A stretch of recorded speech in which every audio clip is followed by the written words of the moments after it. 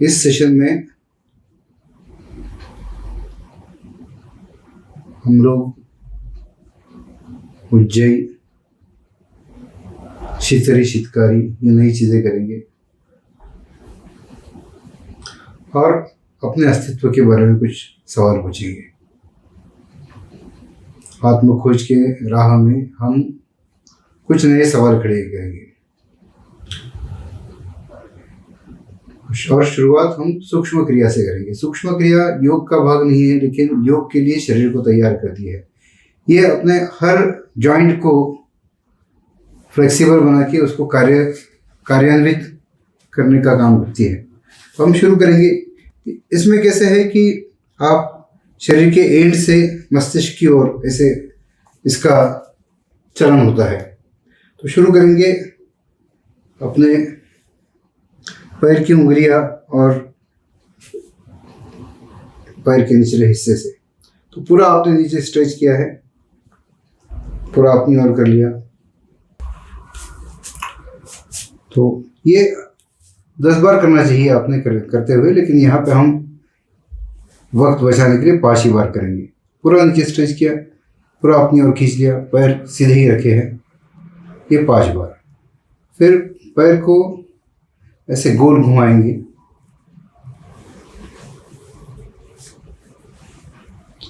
और फिर विरुद्ध दिशा में।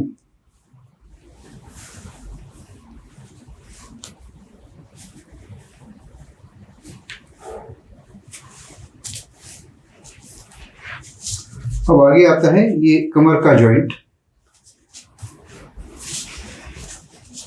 ये बटरफ्लाई एक्सरसाइज बोल सकते हैं इसको। अब आप अपने पैरों को हाथों से पकड़ के अपनी ओर जितना हो सके खींचें और इसे जर्की मोशन में हल्के से जर्क। कोई भी चीज़ बहुत वेदनादायी नहीं करनी चाहिए योग में, लेकिन ये करने से आपका ये जॉइंट फ्लेक्सिबल होता है और आपको पद्मासन करने में आसानी होगी। ये अगर आप रेगुलरली करते हो तो आप आधे 1 घंटे तक पद्मासन लगा के बैठ सकोगे।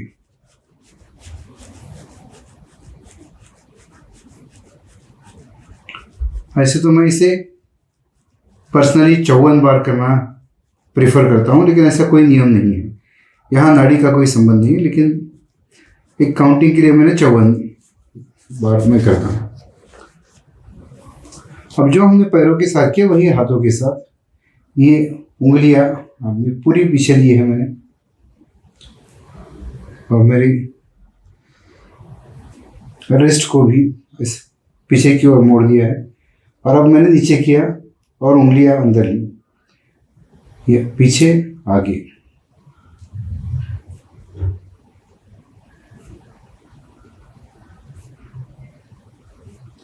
अब आपकी मुट्ठी बंद करके रोटेशन करना है।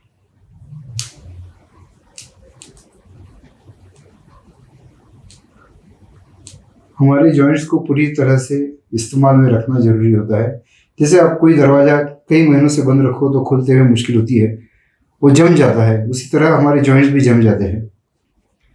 अब आते हैं कंधों पर। अब ये कंधे के जो एक्सरसाइज है यहाँ से जो है वो सिर्फ कंधे के लिए नहीं, उससे आपकी सांस की कैपेसिटी भी बढ़ती है। जिन्हें सांस की बीमारियां हैं, जिनको ऑक्सीजन की कमी होती है, उनके लिए भी ये रिकमेंड किया जाता है। अब मैं क्या कर रहा हूँ, मेरे कंधे आगे ले रहा हूँ, फिर ऊपर, पीछे और नीचे ऐसे गोल घुमा रहे हैं। यहाँ 5 बार करेंगे, लेकिन आप प्रैक्टिस करते हो 10 बार कर सकते हो। अब बिल्कुल उल्टा, पीछे, ऊपर, आगे, नीचे।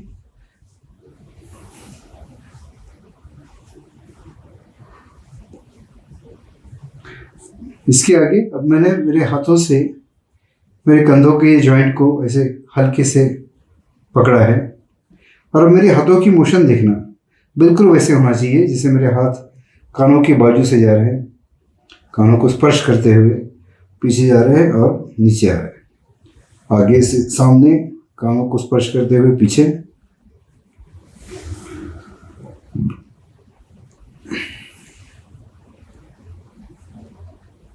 आप महसूस करते होंगे यहाँ पे कि फेफड़ों की का एरिया एक्सपांड हो रहा है, प्रसरण हो रहा है। ये बिल्कुल अभी उसके उल्टा, पीछे से आगे कान को स्पर्श करते हुए।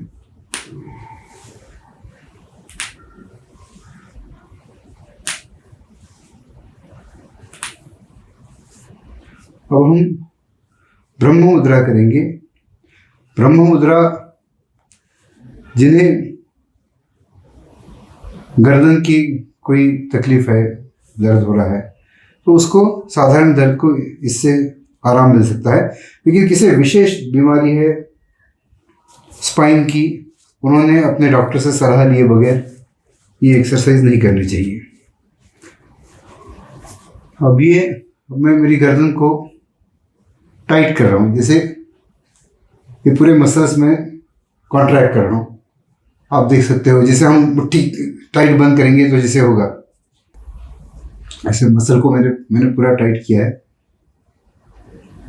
धीरे से मैं लेफ्ट की ओर जा रहा हूँ।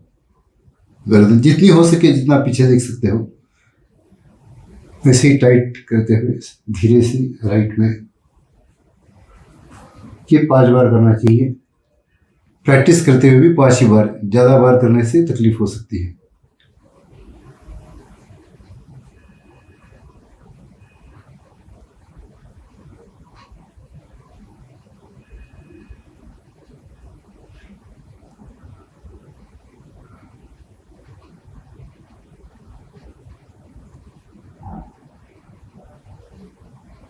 बस गर्दन सीधी होने के बाद एकदम ढील छोड़ दे, एकदम गर्दन को ढीला रखते हुए अभी आप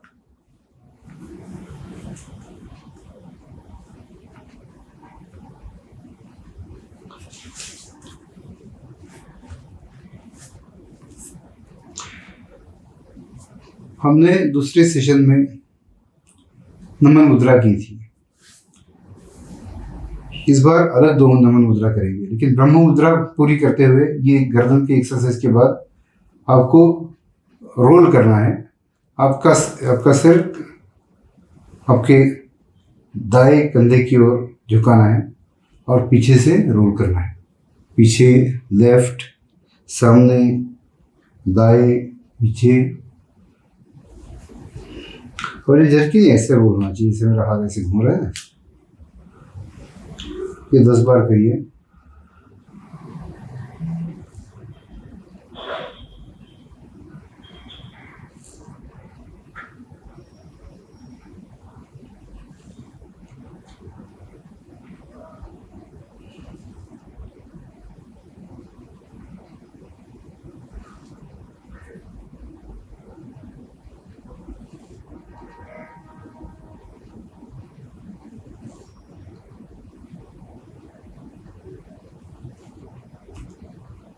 अब गर्दन को बाएं, लेफ्ट कंधे की ओर झुकाइए और फिर पीछे से, मतलब बिल्कुल उल्टे दिशा में जो पहले किया उसके। ये बैलेंस रखने के लिए हमें कोई भी स्ट्रेचिंग, कोई भी रोटेशन दोनों दिशा में करना जरूरी है। 10 बार।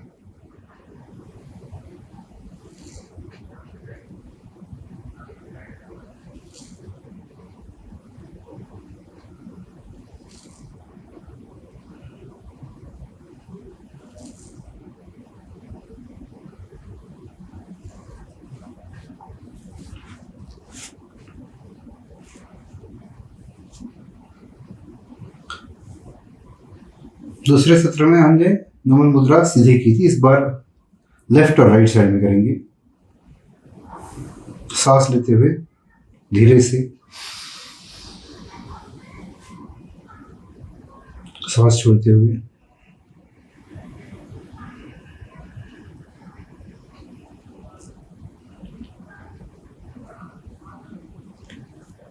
हाफ ब्रीथ, धीरे धीरे सांस लेते रहे, छोड़िए और हाथ स्ट्रेच करिए।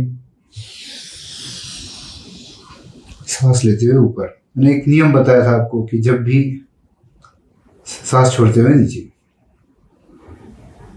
कोई भी क्रिया जिसमें छाती और पेट का एक्सपांशन प्रसरण हो रहा है वहाँ पे आप सांस लोगे, जहाँ पे वो दब रहे हैं कॉम्प्रेशन हो रहा है वहाँ पे आप सांस छोड़ोगे। अब यही क्रिया आपके दाईं ओर से सांस लेते हुए ऊपर,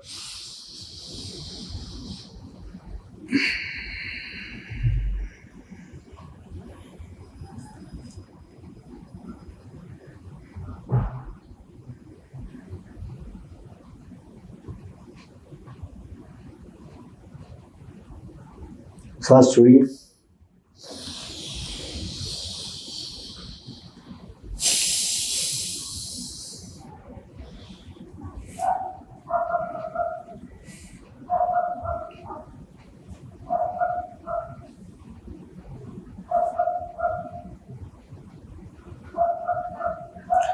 अब हम ओंकार करेंगे।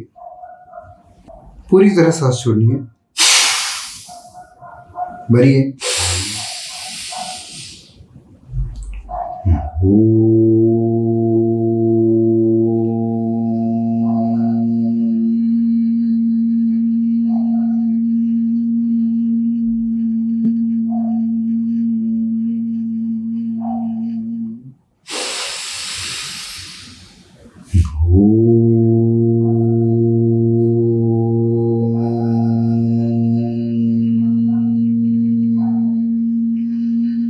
जिन्हें पता नहीं है, जिन्हें जो नए हैं वो देख सकते हैं कि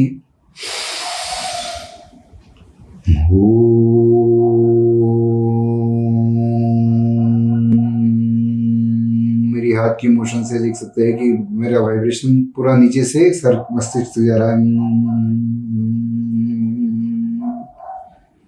शांत मन की आंखों से देखना है।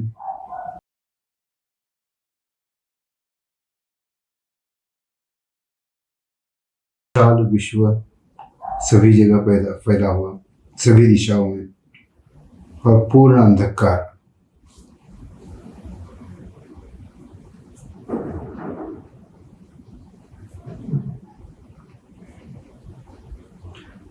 लेकिन विश्व के कोनों में से मुझे प्रतिध्वनि मेरे ओंकार की एक गुंजन मेरे मन से सुनाई दे रहा है।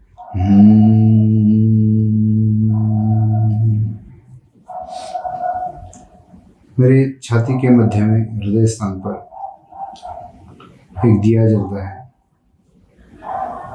और उसका प्रकाश मेरे शरीर के आकार के इस गर्भगृह में फैल जाता है, एक शांत स्वर्णिम प्रकाश।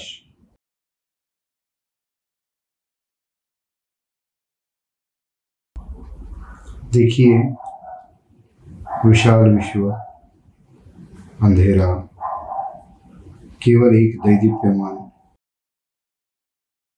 मन को शांति देने वाली वस्तु, प्रकाशित वस्तु, जिसका आकार बिल्कुल मेरे पद्मासनस्थ, मेरी हाइट, मेरा शेप बिल्कुल मेरे जैसे दिखने वाले इस मंदिर का आकार।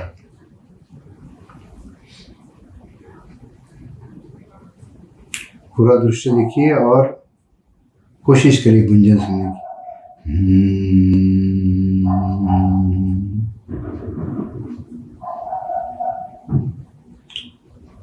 सांस छोड़िए।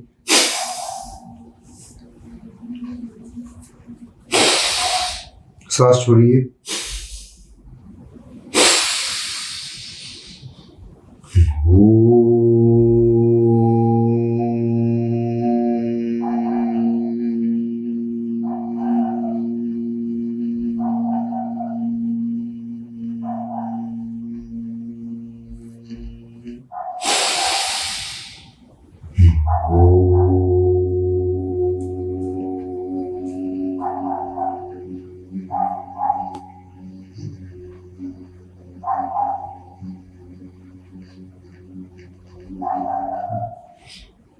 शांत।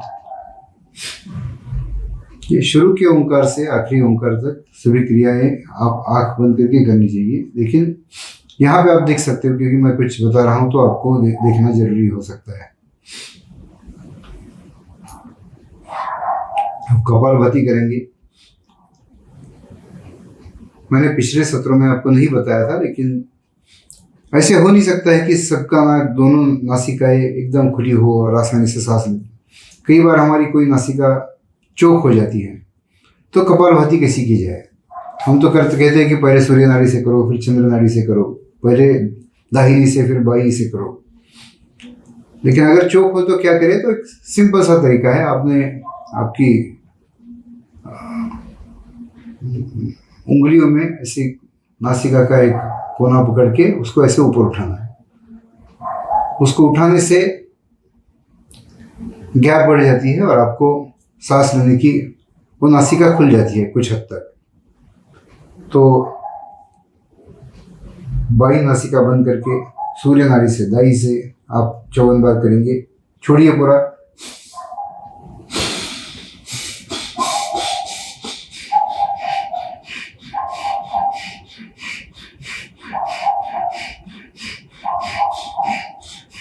आपने हाथ नहीं हिलाना है, मैं आपको बता रहा हूं ताकि आपको वो मोशन पता चले। 54 बार करेंगे। जिसे 54 बार मुश्किल है वो कम बार कर सकते हैं, 36 टाइम कर सकते हैं, 21 बार कर सकते हैं। और 54वीं बार पूरा छोड़ेंगे। पूरा छोड़ा आपने। भरिए और धीरे से तेल की धारा की तरह आपको आपकी सांस सुनाई भी नहीं दे रही है। अपार शांति का आनंद महसूस करते हुए समाधान तो रहेगा ही, क्योंकि आपकी लंग की कैपेसिटी बढ़ती है कपालभाति करने से। ऑक्सीजन खींचने की क्षमता, एब्सॉर्ब करने की क्षमता बढ़ती है। फिर हमने सांस पूरी छोड़ी और शरीर को सच में ऑक्सीजन की जरूरत थी, और तब उसके बाद आपने जब दीर्घ श्वसन किया तो वो काफी देर तक आपने देखा होगा कि आप यूजुअली जो करते हैं उससे कई ज्यादा सेकंड आप सांस छोड़ते रह सके कपालभाति के बाद। और ये शांति का अनुभव आना, इसका मतलब आपके सांसों का एक्सरसाइज, ब्रीदिंग का एक्सरसाइज आपका करेक्ट हो रहा है। अब राइट बंद करेंगे, लेफ्ट से पूरा छोड़िए।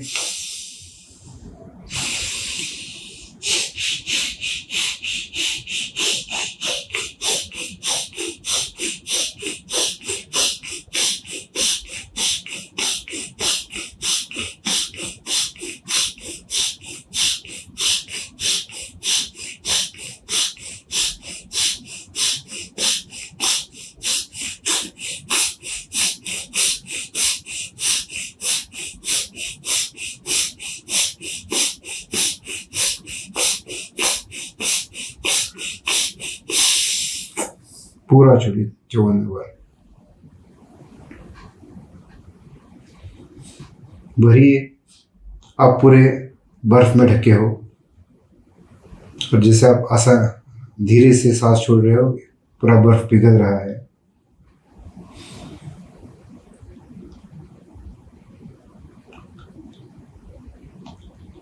उष्णता आपकी, गर्मी, जरूरत से ज्यादा जो गर्मी है वो निकल रही है। मन और शरीर को ठंडक पहुंच रही है।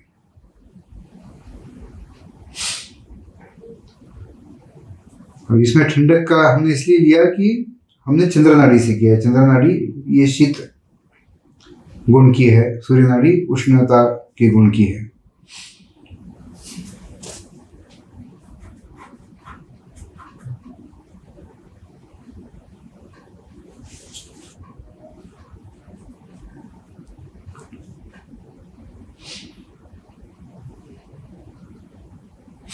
इसके बाद दोनों नासिकाओं से 108 बार किया जाता है।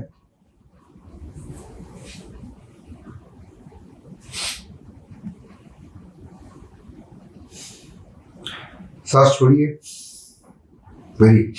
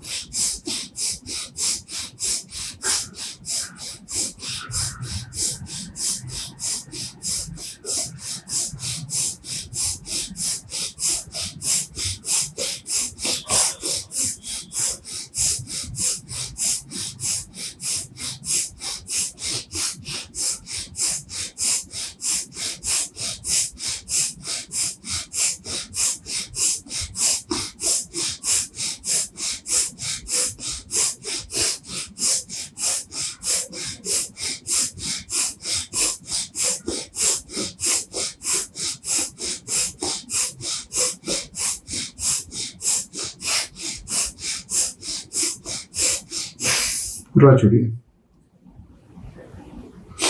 भरिए, और आपके शरीर में से सब जहरीले वायु टॉक्सिन्स निकल रहे हैं आपके, जैसे आप सांस छोड़ रहे हो।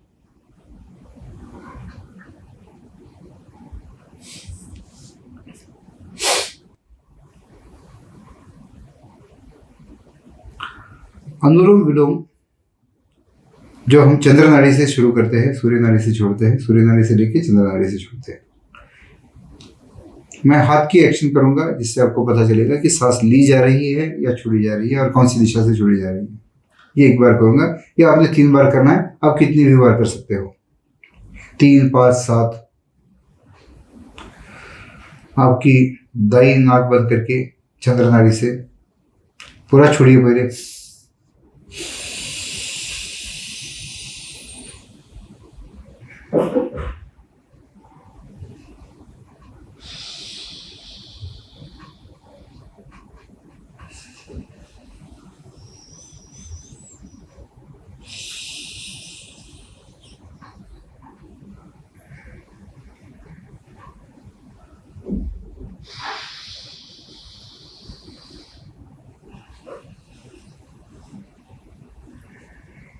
आखिरी सांस पूरी पूरी तरह से छोड़िए, भरिए, और धीरे से सांस छोड़ते हुए शांति, शुद्धता का अनुभव करें।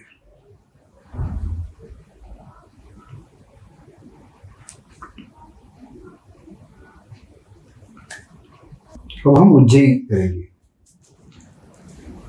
उज्जयी एक ऊर्जा उष्णता निर्माण करने वाली क्रिया है, और उसमें घर्षण युक्त सांस ली जाती है और छोड़ी जाती है। जैसे हमें जब कफ होता है ऐसे करते हैं, या अंदर लेते हुए भी इसे मेरे ये मसल्स में कॉन्ट्रैक्ट करता हूँ, सिकुड़ता हूँ, और तो उस तरह से घर्षण से सांस ली। इतना आवाज होना चाहिए ऐसी कोई जरूरत नहीं है, लेकिन मैं स्पष्टता के लिए ज़्यादा आवाज करके बता रहा हूँ, और हुआ तो कोई उसमें प्रॉब्लम नहीं है। अब इसके 3 प्रकार करेंगे हम लोग। एक तो नॉर्मल, फिर बाद में मध्य, और फिर ऊर्ध्व उज्जयी करेंगे। नॉर्मल यानी जब हम घर्षण से सांस लेते हैं छोड़ते हैं, तब मन से सोचना है कि मेरे पेट में का पूरा कफ क्लियर हो रहा है। अब लोग कहेंगे कि कफ तो छाती में होता है, पेट में कहाँ होता है, लेकिन कफ, पित्त, वात के आयुर्वेद और योग में अलग मतलब है। छोड़िए सांस,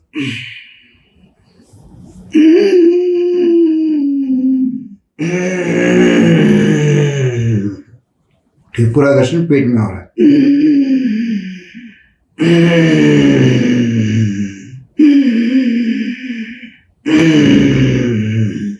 उष्ण प्रदेशों में उज्जयी 3 बार से ज़्यादा नहीं करनी चाहिए। ये जिन्हें ठंडी की तकलीफ है वो ज़्यादा कर सकते हैं, जब ठंडी ज़्यादा हो तो ज़्यादा बार भी कर सकते हैं। तो ये हुई नॉर्मल उज्जयी। ये अभी मध्य उज्जयी। मैं यहाँ पे मुझे हमारी छाती से सांस लेनी है, यहाँ वाइब्रेशन फील करना है, और मेरी छाती में से पूरा कफ जा रहा है, ये महसूस करना है। तो आपके हाथ लगभग आपके हृदय के हाइट पे ऐसे रखोगे। जिन्हें तकलीफ होती है वो थोड़ा जितना कंफर्टेबली कर सकते हैं ऐसे करें, लेकिन हो सके तो उस साइड पे, क्योंकि मुझे मेरे हृदय स्थान पर वाइब्रेशन फील करना है। हमारे एक गुरुजी कहा करते थे कि जो हर बार उज्जयी करता है रेगुलरली, उसे हार्ट की कोई बीमारी नहीं हो सकती है। अब ये है सच नहीं, पता नहीं, लेकिन मतलब ये इतना ही ले सकते हैं कि हृदय की के स्वास्थ्य के लिए उज्जयी का बहुत महत्वपूर्ण योगदान है। सांस छोड़िए, छाती का कफ पुराना जा रहा है ये सोचना है।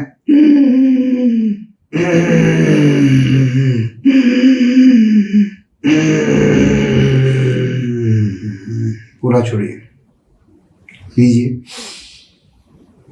धीरे धीरे। ये धीरे से सांस छोड़ने की क्रिया का आनंद तो हर एक सांस की क्रिया के बाद हमें लेना चाहिए। ऊर्ध्व ये क्या है कि मैं ये कंठ से लेके सर मस्तिष्क तक वाइब्रेशन फील करूंगा, और इससे मेरे साइनस कैविटीज, गले और सिर के अंदर के कफ का पूरा निकास, पूरा क्लियरिंग हो जाएगा। तो हाथ ऐसे फोल्ड करें और घर्षण से सांस लेते हुए, आपको घर्षण यहाँ से यहाँ महसूस करना है। मन का बहुत बड़ा योगदान है योग में। सिर्फ शरीर की क्रिया करने से कुछ नहीं होगा, उसके साथ आपको सोचना है और उसको कोऑर्डिनेट करना है, मन की थिंकिंग को, मन के विचारों को।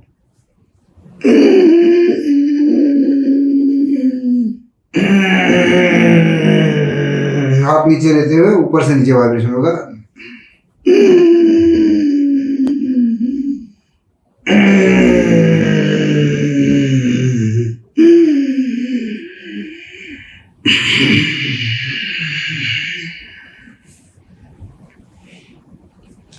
ये करते हुए कभी कभी कुछ लोगों को चक्कर आने जैसे फील होगा। इससे होता है तो आप रोक सकते हो। तो शरीर में गलत जगह पे वात रहने के कारण कुछ क्रियाएं करते हुए शुरू में ऐसे महसूस हो सकता है। अब ये तो उष्णता क्रिया बनाने वाली हमने क्रिया की, उसे काउंट, उसको बैलेंस करने के लिए हमें एक ठंडी क्रिया करनी चाहिए, जो जिसे शीतली, शीत यानी ठंडा होता है, शीतली करनी चाहिए। शीतली कैसे होती है? आप अपने दांत एक दूसरे के ऊपर ऐसे रखें और आपकी जीभ को दांतों के पीछे से ऐसे दबाएं। तो आप क्या कर रहे हो कि आपके दांतों के बीच में की गैप को कम कर रहे हो। अब आपने देखा होगा कि कूलर की क्रिया कैसे होती है। तो कूलर में हवा जोर से पानी के ऊपर से जाती है और फोर्सफुली पानी का वाष्प बनाया जाता है। ये पानी की वाफ बनने के लिए जो एनर्जी लगती है वो हवा से ली जाती है और हवा ठंडी होती है। तो हम बिल्कुल यही करने वाले। दांत क्लेंच करिए, आपके जीभ दांतों के ऊपर, और दांतों की ये जो बीच में की जगह है उसमें से आप अंदर सांस लोगे, मुंह से सांस लोगे, नाक से सांस छोड़ोगे धीरे से।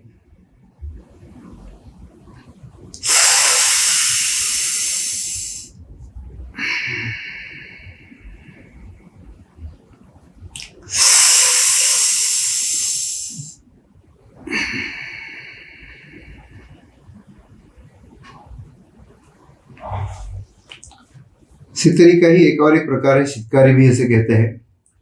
आपकी जीभ को उल्टा करके ऊपर तालू को लगाना है और मुंह से सांस लेनी है।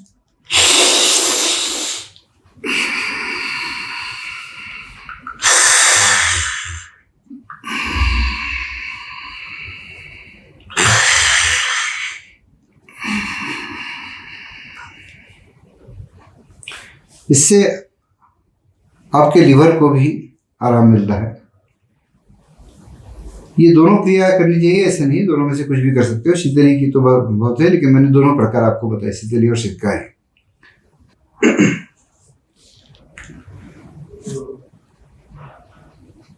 शीतली शीतकारी के बाद भी कोई क्रियाएं आती है, लेकिन हम यहाँ पर रुकेंगे। अब हम ओंकार लेते हैं। इस बार ओंकार खत्म होने के बाद आपने आंखें नहीं खोलनी है।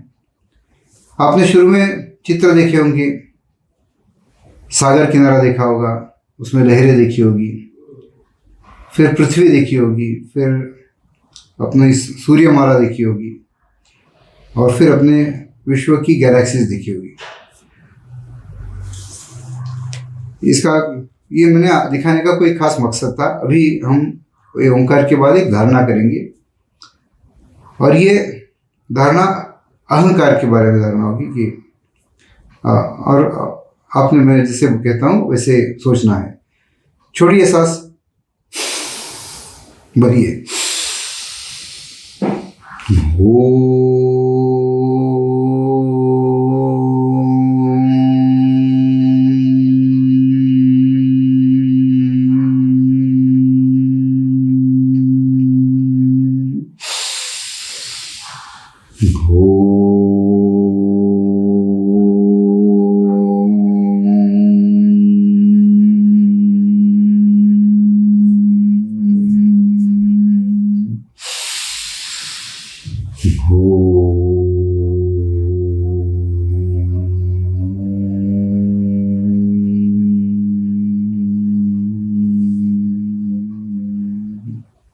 शांत, दिया, प्रकाशमान गर्भगृह पद्मासन के शेप का, अंधेरा, ओंकार का गुंजन,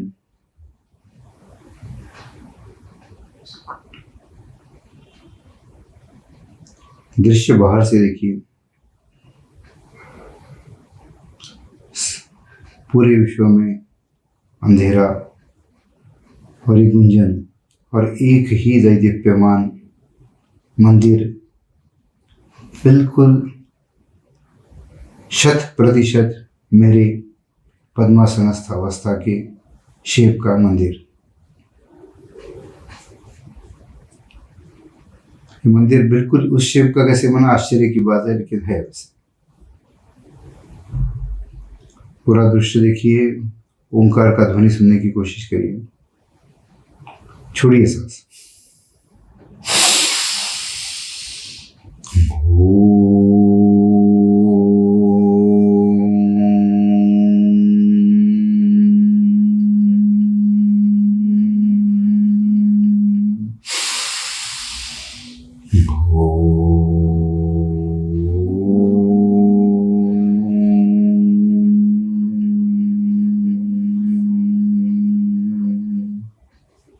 शांत। अब आपने अपने विचारों से, मन से, मैं कह रहा हूं ऐसे सोचना है। सोचिए आपकी सबसे बड़ी प्राउड मोमेंट, गर्व की घटना कौन सी है, कि कितनी आपके पास भले धन हो, शक्ति हो, आपने कैसे, आपके साथ कितने लोग काम करते हैं, आपने कभी किसी को हराया होगा, या जो भी कोई आपके अहंकार से कोई भी नहीं होगा कि जिसे कभी अहंकार या गर्व नहीं हुआ हो। तो उन चीज़ों को सोचिए कि कैसे मैं किसी से आप कम हो लेकिन किससे ज़्यादा हो, धन में, शक्ति में, बुद्धि में, उसके बारे में सोचिए। ये सोचते सोचते आप टहल रहे हो किसी सागर के किनारे पे, और पानी में बच्चे खेल रहे हैं, सागर के पानी में छोटी मोटी लहरें आ रही है, और आप हाथों से लहरों को टकरा के पानी उन बच्चों पे उड़ा रहे हो। फिर एक शक्ति का अनुभव, मेरी भुजाओं से वो बच्चे भाग रहे हैं क्योंकि मेरी शक्ति इतनी ज़्यादा है, वो इतनी ज़ोर से पानी नहीं फेंक पा रहे। और ये जब मैं इसके बारे में सोच रहा हूँ कि देखो मैं कितना बलवान हूँ, एक बड़ी लाट आती है और मुझे उल्टा पुल्टा कर देती है, मेरे नाक मुंह में पानी जाता है, मैं सांस के लिए तड़पता हूँ। कैसे तो मैं अपना बैलेंस करके मुंह बाहर निकाल रहा हूँ, सांस ले रहा हूँ, तब तक और एक लाट आती है और मुझे फिर एक बार गिरा देती है। और अब मैं सोचता हूँ कि अरे मैंने तो अपनी शक्ति के बारे में सोचा, सिर्फ एक लाट आके मुझे उल्टा पुल्टा कर सकती, मुझे ही क्या, मेरे से कई गुना शक्तिशाली लोग जो होंगे, किसी देश का प्रधानमंत्री हो या प्रेसिडेंट हो, सबसे शक्तिशाली देश का प्रेसिडेंट भी हो, एक लाट बस है उसको उल्टा पुल्टा करने के लिए और उसकी जान हथेली पे लाने के लिए। फिर मैं सोचता हूँ कि ये तो एक नहीं, एक सागर में ऐसी करोड़ों, सैकड़ों, लाखों करोड़ों ऐसी लाटें हैं, ऐसी लहरें हैं। तो उसके सामने फिर मैं अपने आप को उतना बड़ा नहीं समझ रहा हूँ अभी। और ये जैसे मैं अंतर्मुख होता हूँ, ये सोचता हूँ, मेरा फोकस ऊपर उठने लगता है और मैं विश्व को, मैं सब चीज़ों को अधिक ऊंचाई से देखना चालू करता हूँ। तो जैसे ऊपर उठता है मुझे दिखता है कि ये लाटें आ रही है, ये लहरें आ रही है, बाजू में समुद्र का किनारा है, फिर और ऊपर उठता है तो जंगल है, मेरा प्रदेश है, मेरा शहर है, मेरा राज्य है, देश, भारत या जो भी आपका देश हो वो दिख रहा है आपको। और ये ऊपर उठते जाता है, आपको पूरा का पूरा एक गोल पृथ्वी का नीले रंग का वो नजर आता है। आप अवकाश में हो और वहां से, लेकिन आपका ये ऊपर उठना रुकता नहीं है, और ऊपर जाता है और ऊपर जाता है। ये पृथ्वी भी छोटी छोटी छोटी नजर आने लगती है और उसके बाजू में आपको कोई ग्रह दिख रहे हैं, शुक्र है, मंगल है, गुरु है, ये तो बहुत बड़ा है मेरी पृथ्वी से, और ऊपर उठता है तो फिर मैं सूर्य देखता हूँ जो कई कई गुना पृथ्वी से बड़ा है। अब पृथ्वी तो एक बिंदु मात्र दिख रही है, वहाँ बिंदु है, उसमें मेरा देश, शहर, मैं, एक तो धूली कण भी नहीं दिख रहा है मुझे वहाँ पर। मेरा अस्तित्व तो एकदम शून्य जैसे हो गया है। लेकिन यहाँ पर रुकता नहीं है, मैं ऊपर उठते जाता हूँ तो सूर्यमाला दिखती है, सभी ग्रह उसके अराउंड घूम रहे हैं, और ऊपर उठता हूँ तो सूर्य भी एक छोटा सा तारा दिखने लगता है और मुझे बाकी तारे दिखते हैं। कुछ तारे तो सूर्य से कई गुना बड़े हैं, सैकड़ों गुना बड़े हैं, और ऐसे फोकस जैसे जाता है सब तारे फैले हुए नज़दीक नज़दीक नज़दीक आते हुए दिखते हैं, क्योंकि मेरा फोकस ऊपर जा रहा है। और फिर मुझे ये पूरा मेरी ये आकाशगंगा, हमारी गैलेक्सी जिसमें सूर्य एक छोटा सा एक बिंदु है, वो आकाशगंगा दिखती है। अब इस आकाशगंगा की इस तेजपुंज, ये सेट में मैं सूर्य कहाँ ये पहचान भी नहीं सकता हूँ। मैं सूर्य कहाँ है नहीं पहचान सकता हूँ, तो वहाँ मेरी पहचान क्या रही? क्योंकि वो सूर्य के ग्रहों का, एक ग्रह का, एक देश का, एक शहर का एक छोटा सा बिंदु। लेकिन मैं और ऊपर उठते जाता हूँ और फिर देखता हूँ कि विश्व इतना बड़ा है। हबल टेलीस्कोप ने फाइंड किया है कि ट्रिलियंस, लाखों करोड़ ऐसी गैलेक्सियां है। हमारी गैलेक्सी में सैकड़ों करोड़ तारे हैं सूर्य जैसे, ऐसी लाखों करोड़ गैलेक्सीज है। तो ये सब देखते हुए, विश्व का आकार देखते हुए, मैं सोचता हूँ कि मेरा बड़प्पन की सोच, मेरा अहंकार कितना निरर्थक था, बेमतलब था, जिससे मैं वो विनम्रता, वो शांति महसूस करता हूँ। मेरा फोकस फिर वापस आने लगता है कि मेरी गैलेक्सी, सूर्यमंडल, पृथ्वी पर मेरा देश, शहर, सागर किनारा, और अब सागर किनारे पर एकदम शांत सा मैं, शांत,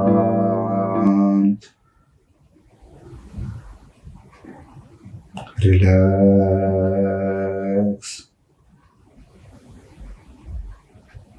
शांत,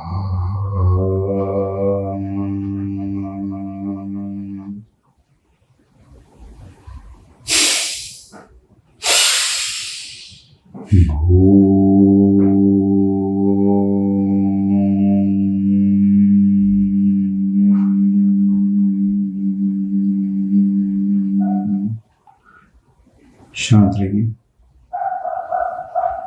आंखें खोल सकते हैं और हम ये योगा की एनर्जी वेस्ट नहीं करना चाहते, इसलिए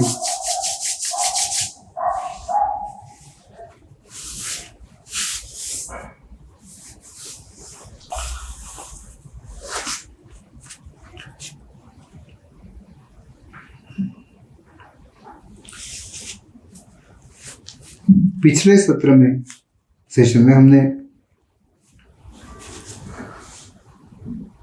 इन बातों का जिक्र किया कि महत्व क्या है मैं कौन हूं ये जानने का।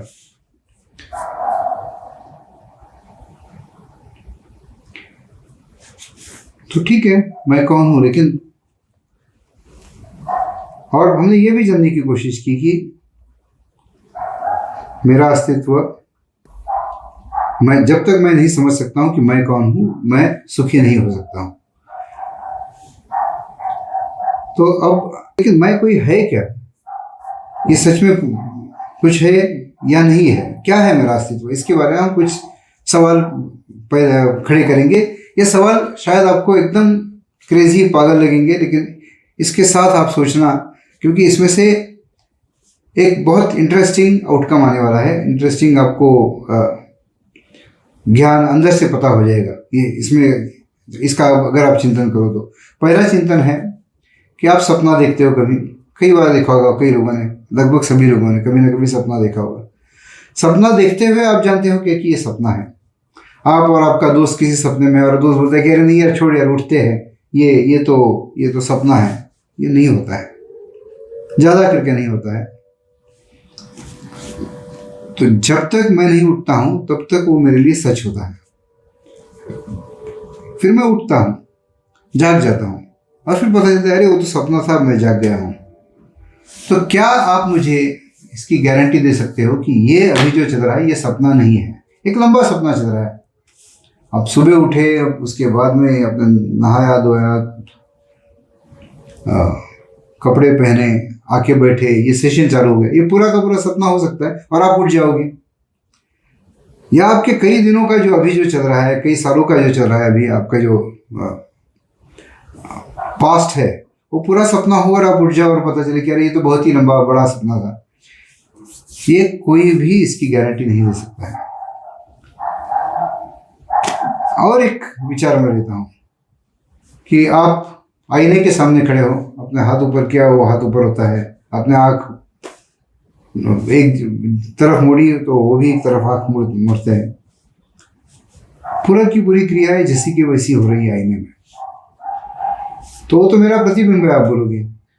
कैसे आप बता सकते कि वो तुम्हारा प्रतिबिंब है या आप उसका प्रतिबिंब हो? आप तो कहोगे नहीं, तो मैं तो विचार कर रहा हूँ, मुझे क्या पता है, हो सकता है विचार भी परावर्तित हो, प्रतिबिंबित हो, तो वो सच है और तुम भ्रामक प्रतिमा हो, ये हो सकता है क्या? तो थियोरेटिकली ये हो सकता है। हम एक स्टेज में आएंगे जब पूर्ण ज्ञान की बात आएगी, और एक तरीका है जहाँ से हम सिद्ध कर सकेंगे कि मेरा अस्तित्व सच है। लेकिन फिलहाल तो, और शुद्ध तर्क से और साइंटिफिक थॉट से अगर आप जाए, तो कोई भी प्रमाण नहीं है कि मैं अभी सपना नहीं देख रहा हूँ, या मैं ही सच हूँ और वो प्रतिमा भ्रामक है। अब इससे भी एक और गहरा चिंतन करते हैं। हाँ, आपने देखा होगा हड़प्पा मोहनजोदड़ो कितनी पुरानी संस्कृति है, 5000 साल से ज़्यादा पुरानी संस्कृति है।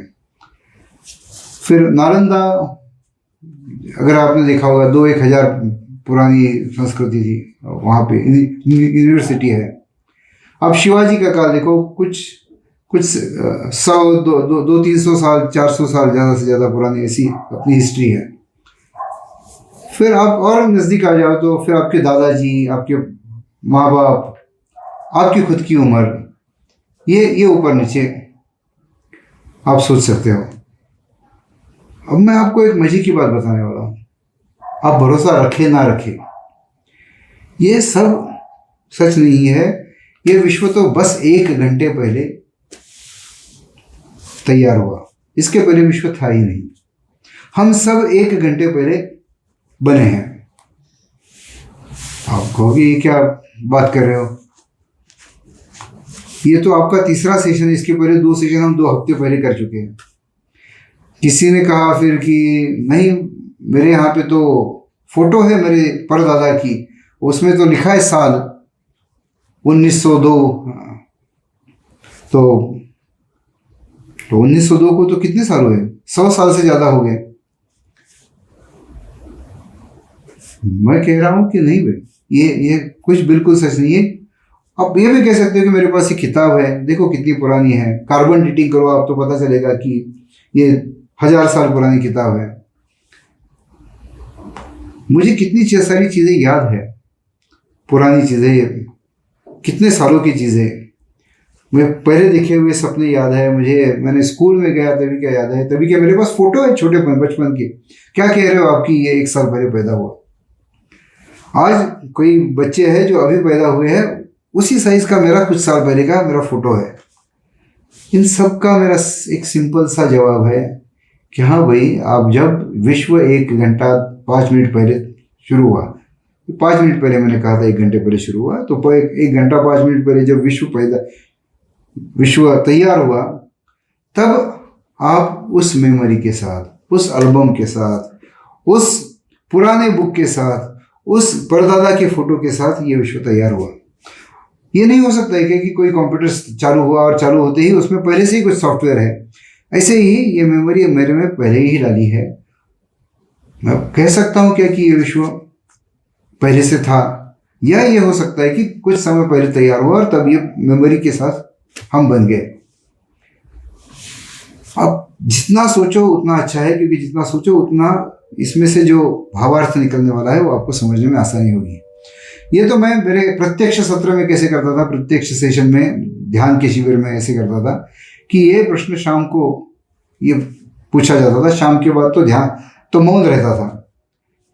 शाम को जल्दी खाना खाने के बाद जब हमारा एक सेशन होता था, इसमें ये आखिरी में एक ऐसे कोई जटिल सवाल पूछा जाता था जिसके बाद आप ना पूछ सकते हो ना कुछ कर सकते हो, आपका मौन है।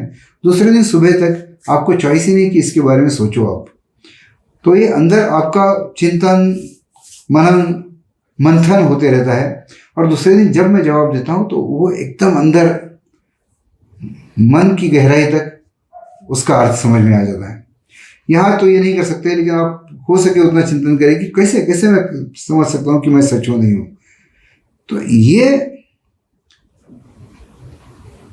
मज़ेदार एक्सरसाइज लगेगा या फनी लगेगा या क्रेजी लगेगा, लेकिन इसका एक अर्थ निकलता है, इससे उभर आता है कि क्या है मेरा अस्तित्व।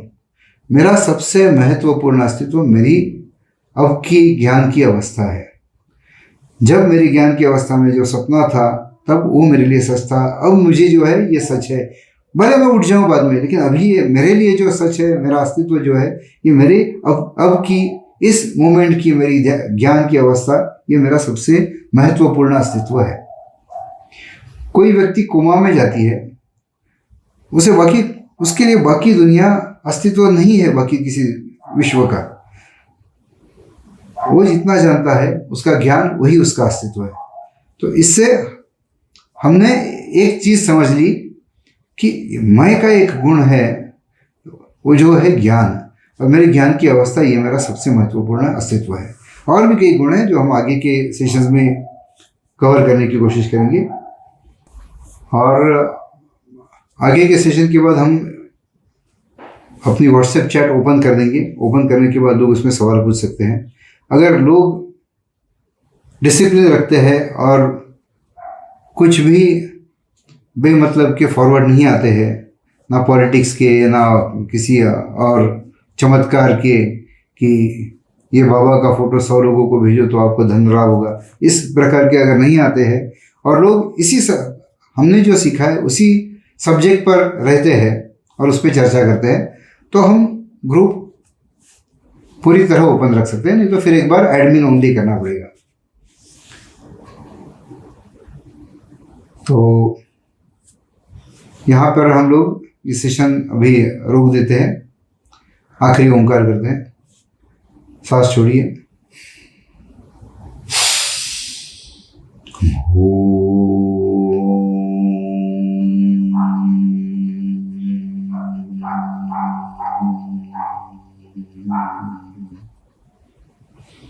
तो इस सेशन में हमने क्या देखा? सूक्ष्म क्रिया की, ब्रह्म मुद्रा, कपालभाति और अनुलोम विलोम के अलावा हमने उज्जयी और शीतली चित्कारी की। अगली बार और कोई क्रिया करने की कोशिश करेंगे। अगली बार हम स्पाइन के, अपनी रीढ़ की हड्डी के बारे में और बैक के बारे में करेंगे। बैक का एक सिंपल नियम में बता रह गया मेरा, जो बताना चाहता था। जिसे पीठ दर्द की, स्पाइन की कोई बीमारी है, उसने फॉरवर्ड बेंडिंग के एक्सरसाइज नहीं करनी चाहिए। जैसे कि आगे झुकना, पश्चिमोत्तानासन, जिसे आप पैर को हाथ से स्पर्श करना और नाक नीचे घुटनों को लगाना, ये आसन आपने नहीं करने चाहिए। और आपके दैनंदिन जीवन में भी ज़्यादा फॉरवर्ड बेंडिंग का काम नहीं करना चाहिए, नीचे झुक के सामान उठाने का काम नहीं करना चाहिए। वो इसलिए कि अपने पोस्चर के कारण हमने अपनी पीठ खराब की होती है और वो ज़्यादा करके फॉरवर्ड के डायरेक्शन में ही होती है। तो इसके लिए हम आगे के सेशंस में खास आसन लेंगे कि कौन से भाग के लिए कौन सा आसन है, रीढ़ की हड्डी में कौन सा पार्ट आपका डिफेक्टिव हुआ है, किसमें खराबी हुई है, और उस हिसाब से उस भाग को सुधारने के लिए अलग अलग आसन का अभ्यास हम करेंगे। तो थैंक यू, धन्यवाद और आगे के सेशन में अपने स्व के बारे में और कुछ नया सीखेंगे। Thank you.